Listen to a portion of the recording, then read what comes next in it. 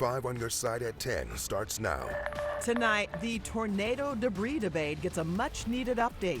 The bulk of the additional $12 million, $5.3 million will go to debris removal. This should have been done a long time ago. Residents respond to a mass debris removal funded by the RAM settlement money.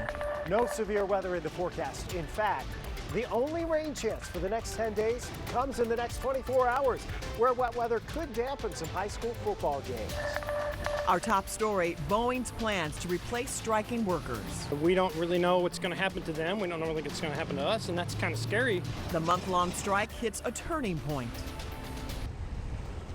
Hours ago, Boeing announced it would start hiring replacement workers for those who are currently on strike. Good evening, I'm Kelly Jackson. And I'm Mike Bush. We have new reaction tonight, straight from the picket line. 5 on your side's Laura Barczewski has the latest on the negotiations and the scathing response from the union. Boeing workers on the picket line called this latest move a scare tactic that they say is not going to change their plans or demands.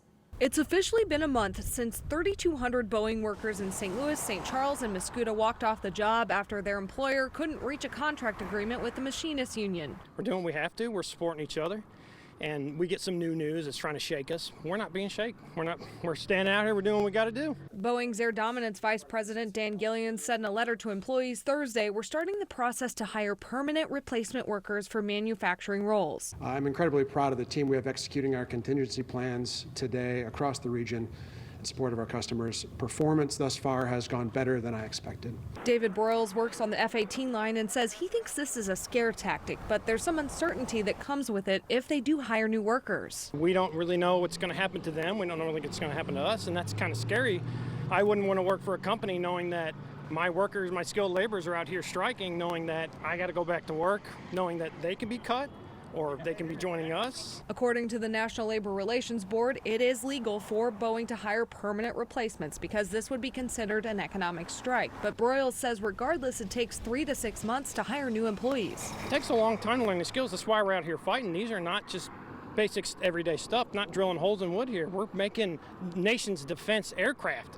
I don't want my nation's defense aircraft made by cheap labor. The National Machinists Union president said in a response letter, the ball is in Boeing's court. Quote, here's some free advice for Boeing executives. Don't go backwards on a proposal that 2/3 of your workforce rejected. More of everything is not a constructive proposal. I'm concerned that as of today, only about 10% of our represented teammates have asked for a personalized wage statement to understand what our offer means to them and their families. And we have a sign right there that says what we want. He says what we want, it's right there. Come out and look at it. The union asked Boeing again to go back to the negotiating table, and Boeing said Wednesday they're willing to negotiate. Boeing says they're hosting a hiring fair September 16th. Chief Meteorologist Scott Connell's here with the weather impact forecast. It was a beautiful day today, Scott, and a beautiful evening, but you're tracking a chance of some rain during high school football tomorrow night. That potential's certainly there, and it's because of this system to our north and west. A reinforcing shot of cold air that's racing out of Canada right now. We actually have wildfire smoke aloft at this point. That's not causing any impacts for us. But what will happen behind this front as we go into tomorrow afternoon, we'll have a couple of bands of rain trying to develop. The air behind the front, not only is it chilly air, but it's also very dry air. So how much of this actually reaches the ground, that remains to be seen. But you see the time frame of it taking us into tomorrow evening, prime time for high school football tomorrow night. So some of us are going to be needing some rain gear. Of course, the Tackle Hunger game for tomorrow. Waterloo, Columbia, kickoff about 62 degrees. Dropping into the 50s, assuming there is still some rain in the area tomorrow evening. So that's going to be chilly. Most of tomorrow will not be wet. The morning hours are going to be dry, even though the cold front's coming through. It's later in the afternoon into the evening when the chance of rain is highest. Still have a nice weekend on the way. We'll get to that in just a few minutes. They're held hostage by large amounts of debris in their yards, in their homes. Today, St. Louis Mayor Kara Spencer announced a new plan to help people impacted by the May 16th tornado, and it's coming from millions of dollars in RAM's interest funds. New tonight, 5 on your side Robert Townsend has reaction from tornado survivors still rebuilding their lives. When a powerful EF3 tornado hit St. Louis on May 16th, it partially damaged Lynette and Johnny Briscoe's home on Clarence Avenue in North St. Louis. I've still got roof damages, all my gutters need fixing. The storm also battered many of their neighbors' homes, vacant houses, and left behind a heap of damage. With all the debris that was here, we had to clean up most of the stuff ourselves. City crews eventually hit the streets to do what they could. Now Mayor Kara Spencer says the city will invest $12 million in Ram's entrance funds to tornado relief. It's just an enormous amount of debris that has been the result of what was a 10-mile wide EF3 tornado. If the new plan is approved, more than $5 million will be used for private property debris removal. Days after the tornado, the city put lots of dumpsters in hard-hit neighborhoods to help nonprofits with their cleanup efforts. In the next 2 to 3 weeks, more dumpsters will be out here in these areas, and neighbors are glad to hear that. If this is what's going to happen, I'm very much happy. This is an eyesore. City officials say another $5 million will also help them fund repairs at hundreds of affordable public and nonprofit vacant units citywide. Units they hope could be available within the next 3 to 6 months for people displaced as a result of the tornado. It's long overdue. More than $1 million of the Rams funds will pay for tornado relief expenses the city is incurring. Mayor Spencer says despite these funds, the city still needs more outside help. We do feel very confident that we have the necessary local support to get that over the finish line. I think this is a good thing, Time delayed, but it's coming. Robert Townsend, 5 on your side. And next week, the mayor will present the plan to the Board of Estimate and Apportionment for approval. In addition to those efforts, the city has contracted a company to help clear debris this week. And here's what the city wants you to know. You should sort your debris into 4 categories: vegetation, things like tree limbs and leaves; household hazardous waste, including paint and propane tanks; white goods like appliances and electronics; and mixed construction and demolition, for example, wood, roofing, and bricks. For more info about when your neighborhood will have debris pickup, visit KSDK.com. New tonight, Missouri's redrawn congressional map is now approved after a vote from a House committee. A 10-4 vote advanced the controversial map to the House. It would give Republicans a 7-1 majority in Congress by splitting up a Kansas City district. The Missouri House is now expected to debate the map on Monday and send it to the Senate by Tuesday. This week on The Record, our political editor Mark Maxwell sits down with representatives from both sides of the aisle. Republicans are dead set on carving up that Kansas City congressional district, but Democrats are fighting back, saying not even the current congressional map accurately represents the state. I don't think it's fair at all. Missouri is a very purple state. In all honesty, Missouri is more of a 5-3 kind of state than it is a 6-2. I think the idea that the other party wouldn't draw maps that were favorable to them, I think, is a pretty weak argument. I think we see that around the United States. Catch these interviews and more right after 5 on your side at noon tomorrow. Take a look at this. A neighbor's video shows armed FBI agents raiding a St. Peter's home this week. Tonight, 2 people are charged with harboring undocumented immigrants. One neighbor says they saw at least 20 people get arrested. The FBI also raided the Golden Apple, a now closed restaurant in St. Charles. One of those 2 people charged manages the restaurant. A witness told 5 on your side a group of employees would come to work in a van. An immigration attorney says she can picture the fear of those detained. I feel for the persons who are picked up. A lot of them are victims of circumstances way beyond their control, and a lot of the people unfortunately believe those people who have brought them in and put them to work, and that's very sad. The potential penalty for this charge could be up to 10 years in prison, a fine of up to $250,000, or both. The May 16th tornado that deepened the Del Mar divide. It's that model for revitalization that doesn't have to mean gentrification. How community leaders are working harder than ever to dissolve the divide. We have so much more work to do. Another surge of cool air headed towards St. Louis. We're tracking the rain chances and timing behind the front and how that may impact your weekend plans. That's in 6 minutes. Tonight, a call for investment into North St. Louis to ensure the fabric of historic communities isn't ripped apart for good. In recent years, local groups have worked to eliminate what's known as the Del Mar Divide. Opportunity on one side of the boulevard, disinvestment on the other. Our Brent Solomon explores how these efforts are now intensifying after the May 16th tornado. If St. Louis and our arch is known as the gateway to the west, if you will, in many ways where we are positioned in this central portion of the city of St. Louis, we're the gateway where the county meets the city. Yet for so long, that gateway has reflected a tale of two distinct differences. Thriving communities just south of the city's iconic Del Mar Boulevard, a lack of investment north of it. St. Louisans know it as the Del Mar Divide. And we have so much more work to do. Felice McClendon is working to eliminate that divide through her work as executive director of Del Mar Main Street. We appreciate you. Since assuming that role last year, the nonprofit has worked to support and promote new businesses and preserve history in 8 neighborhoods. Its work was gaining momentum. Wow, oh my goodness. Then the tornado hit. It's been the craziest 90 days ever. The tornado destroyed Dallas Holland Mims restaurant Beyond Sweet here on Del Mar Boulevard. It hadn't been open 2 years. In many cases, destroyed businesses are now relying on landlords to rebuild.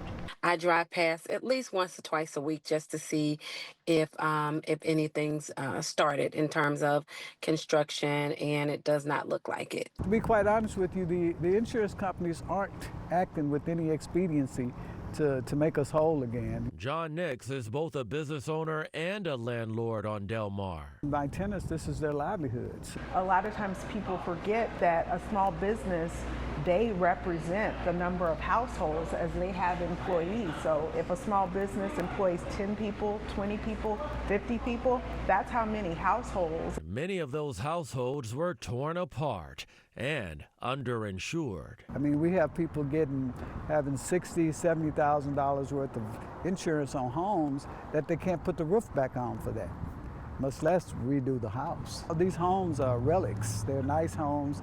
They'll be rebuilt because now they can probably pick them up for a small, fee and, be able to rehab them, sell them. Is that, in a sense, wiping away history? It is. Some of these neighborhoods where black people moved into for like the first time from downtown. Some of these homes were like the first homes ever purchased by minorities in this area. Points that are now magnifying Del Mar Main Street's efforts more than ever. There are people who have been here for generations and have never left home. This is home, and we need to make sure it stays that way so that they still can call this community home. So it's that model for revitalization that doesn't have to mean gentrification, but that engages community participation to just be a part of growing that space to make places for people so that the community is economically thriving and vibrant and pouring into the economy. McClendon is calling on the entire region to play a role in manifesting that mission. I've never been in an airport and met someone say, I live in Afton.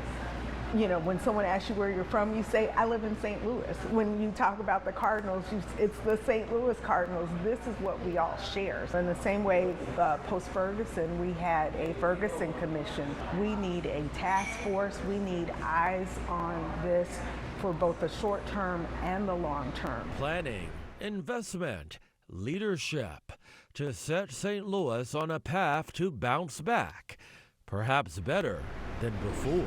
This is our city, and this is our time. Brent Solomon, 5 on your side.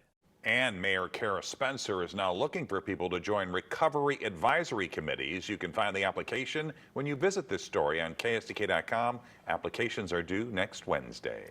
Let's check back in with Chief Meteorologist Scott Connell. You are tracking possibly the only rainy day that we'll have for this upcoming weekend. And I wouldn't even call it a rainy day tomorrow. I mean, there's a chance we'll see some rain, especially during the afternoon, but it's certainly not going to rain all day long. And odds are in the rain gauge, we don't end up with a whole lot. Last night, some of us ended up with a quarter to a half an inch of rain, but most of us ended up with trace amounts to a tenth of an inch, and not enough to really put an impact in our dry conditions. This next system, somewhat limited with moisture as well. It's fast moving. You see some rain behind it too. This is more of a wintertime setup. This pattern is where we're watching the system, kind of the clipper type system, racing out, and then as the energy works with it tomorrow and pulls overhead behind the front, that's when we actually start to see a couple of bands of rain trying to develop. The air's so dry, it's going to be hard to get a whole lot out of it in terms of rainfall. So most of us, at least close to town, are in the 60s. There's a few spots that are dropping into the upper 50s tonight, but the reality is we're not going to see temperatures drop all that much more tonight, as we're starting to already see a few clouds roll in. And we also have some smoke aloft. 66 degrees in St. Louis right now. Temperatures in the upper 50s to low 60s tonight. Mostly clear, kind of a smoky sky though, even though it's hard to see at night. That wildfire smoke is aloft. Tomorrow clouds will be on the increase, so if we get sunshine, we see it in the morning. Most of the morning should be dry. Fronts through. It's to the south of us by tomorrow midday. So it's already down to the south. This is all rain that tries to develop behind the front. If any of that rain reaches the ground, the air's so dry, you're going to cool things off pretty quickly back into the 60s. If you're heading to the high school football games tomorrow evening, Corey, we'll be out there with the camera. And, you know, here's the thing. It's not going to rain everywhere. It's not going to rain the whole time. But if it does rain, even though it's light, it's really annoying when temperatures drop to around 60 degrees during that. So just be prepared. Have a little rain slicker. Be ready for that tomorrow night. Amounts of rainfall, very much on the light side. Next 5 days, there's your temperature summary. We keep it lower tomorrow because of the clouds and that rain chance. Over the weekend, though, bright sunshine. There is nothing really going on in the weekend forecast and beyond that looks extreme or otherwise attention-getting. You look at the next 7 days. Tomorrow's it. Your chances for rain, 1, 2, 3 o'clock in the afternoon, start to increase, mostly from St. Louis along Interstate 70 into the south. Any cloud cover around early on Saturday, it's out of here. And the sky will be mostly sunny. You've got golf this weekend in St. Louis. You have NASCAR in town.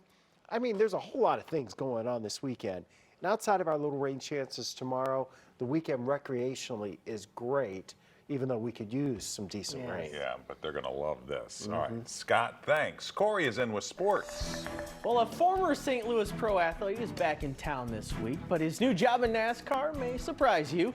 And the passion for the Mizzou-Kansas border war is never surprising. Sports is on deck after the break. It's Throwback Thursday on 5+. After the show, catch a 1974 newscast with Dick Ford, Diane White, and Jay Randolph. And donations continue to come in for this year's MDA Show of Strength. As of today, we've raised over $195,000. And of course, every dollar staying here at home supports local kids and adults living with muscle diseases. And we'd like to thank our viewers at home who helped make the telethon a huge success. And shout outs to Weber Chevrolet, Simon Law, Burn Boot Camp, Hayes Food Systems, and the Flying Pigs Foundation for their support. Thanks, St. Louis.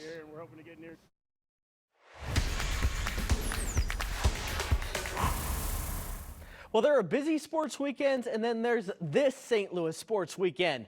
City SC hosting Dallas, Cardinals and Giants at Busch with the Hall of Fame inductions and 1985 reunion, NASCAR playoff weekend at the track, Stiefel Charity Classic at Norwood, and for good measure, the border war down I-70 in Columbia. I'm exhausted just naming everything. The NASCAR festivities got underway tonight at the Fan Fest outside Ballpark Village. The Bommarito-sponsored team of drivers led by Jordan Anderson is primed for a big weekend. They will have 3 cars sporting some local pride in Saturday's Xfinity race. It's a hallmark moment for racing in our town. First time in almost 15 years that the Xfinity Series has been back here. John Bommarito and myself started this team up back in 2018, and the fact that we've got 3 cars in the race, myself driving a 32 Volpe car, Blaine Perkins, Jeb Burtons, we've got 3 hometown partners on the team. We got Volpe on my car, Underlaw, Bommarito Automotive Group. It's pretty cool to be representing St. Louis, not just across the country, but back here in its backyard. Here's a story I'm interested in out at the track this weekend. Marshall McFadden is a jackman for the number 16 team of A.J. Allmendinger. Won't be his first pro sporting action in our town, though. That's because McFadden used to be a linebacker for the St. Louis Rams. He played mainly on special teams in 2014. Now he's a key contributor on pit road, and it's just a bit different from his football duties. When it comes to pit crew on the NASCAR side, is no room for error, like zero. You know, and I think that's the only difference between that and football. Is in football, you know, I can mess up on the play and somebody else make the tackle. Somebody can cover for me.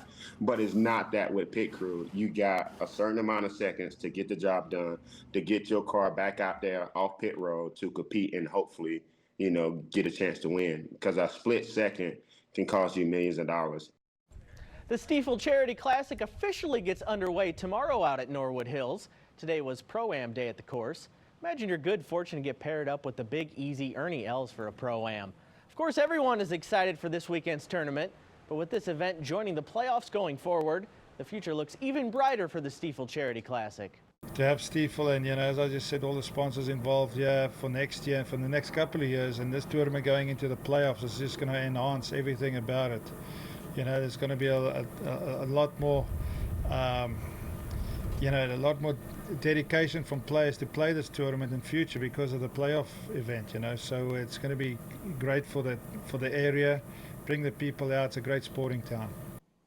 Out of all the sporting events happening in the region this weekend, the most intensity will undoubtedly be at Faurot Field in Columbia. The Border War returns to the football field for the first time since 2011. It's the hottest ticket of the season. Here's hoping the Border War revival creates some more classic Mizzou memories, like the Chase Daniel and Company triumph over Todd Reesing in 2007, or Denario Alexander putting on a show in 2009. However, the oldest player on this Mizzou roster was just 10 years old the last time these rivals met on the football field. There's some history to teach, and Coach Drinkwitz has done just that. We've had a few people over the summer come in and speak to us about the rivalry and what it means to, you know, the fans, the people in Missouri, and how they feel about the people in Kansas. And it means a lot to people, you can say that. A lot of the guys are new, you know, freshmen or transfers, and two, we haven't played this game in a while. So just informing us on what that rivalry used to be, I think it was good to know. SLU women hosting Missouri State on the soccer pitch tonight at Herman Stadium. No goals until the second half, and watch this ball. It's going to bounce around from one head to another head, and eventually it's Julia Simon's head that finds the back of the net. 1-0 SLU. Later off the corner from Hannah Larson, Hope Kim is there to finish it off after the keeper can't corral it. Pelicans win tonight 2-1. NFL opener in Philly tonight. Eagles raising their Super Bowl banner and hosting the rival Cowboys. Weird way to start things. Before a down is even played, Eagles star lineman Jalen Carter is ejected for spitting on Cowboys QB Dak Prescott. Eagles down just before the half until Saquon Barkley finds pay dirt to put Philly up 21-17.